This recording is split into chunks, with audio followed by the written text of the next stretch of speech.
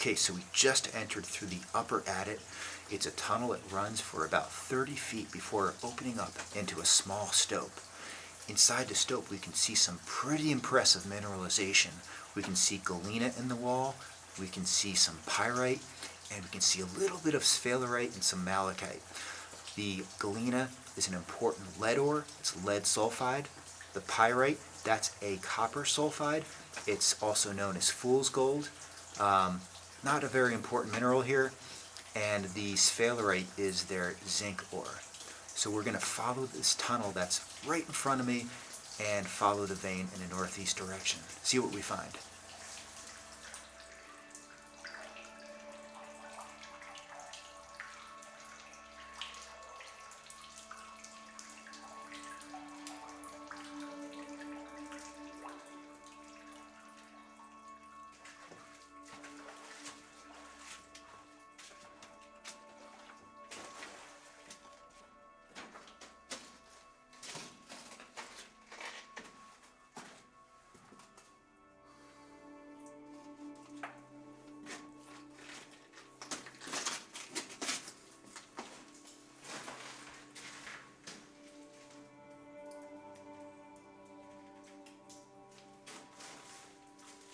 Nice crystallization.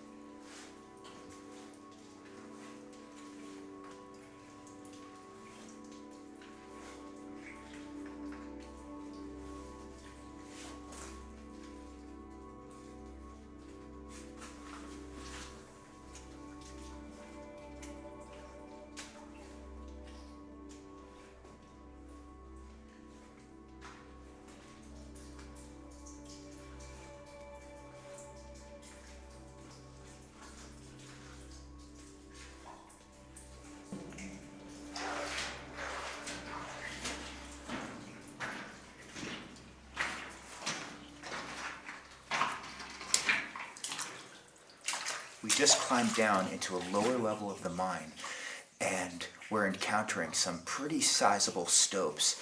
The miners obviously found some rich galena here and probably made a fortune here because they really worked the ore aggressively. We can see tons of drill holes, we can see stoves holding up and holding back a lot of rock. It's pretty impressive to look at and witness firsthand.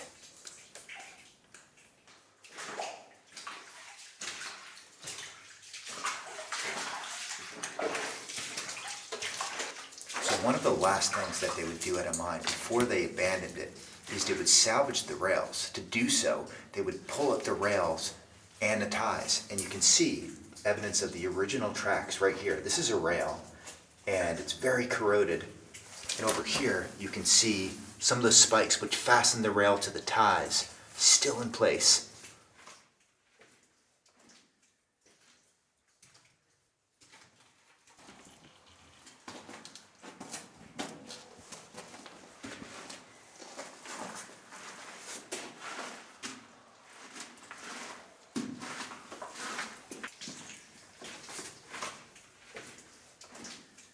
So we just climbed up the stope and we found this artifact here. This used to hold a compressed air drill. It probably is from the time when the mine was reopened in 1917 by the St. Nicholas Zinc Company.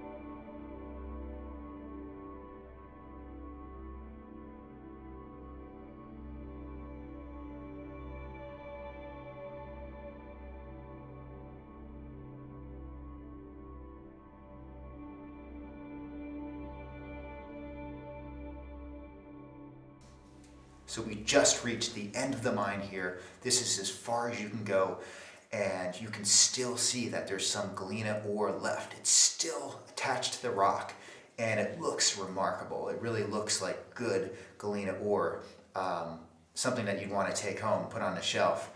Why did they leave it? Why did they abandon this mine? It seems like there's plenty of ore left, and we do know that through the years, and particularly in 1917, they did reopen this mine as a zinc mine. They had all of the infrastructure already in place. They had their tunnels, they had tracks, they had a lot here. And some of what we're looking at today is from that 1917 period. We just don't know which is which.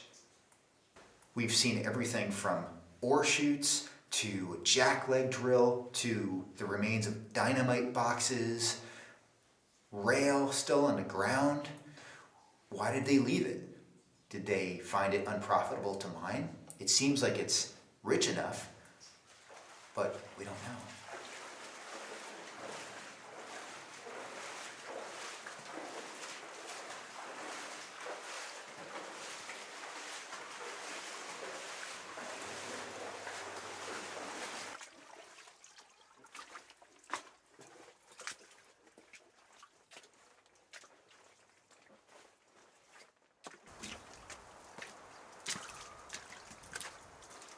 We explored 4 levels of tunnel with ore still intact, with artifacts left behind, and we're really trying to capture and record this history for future generations, because all of this stuff is just not going to make it into a museum.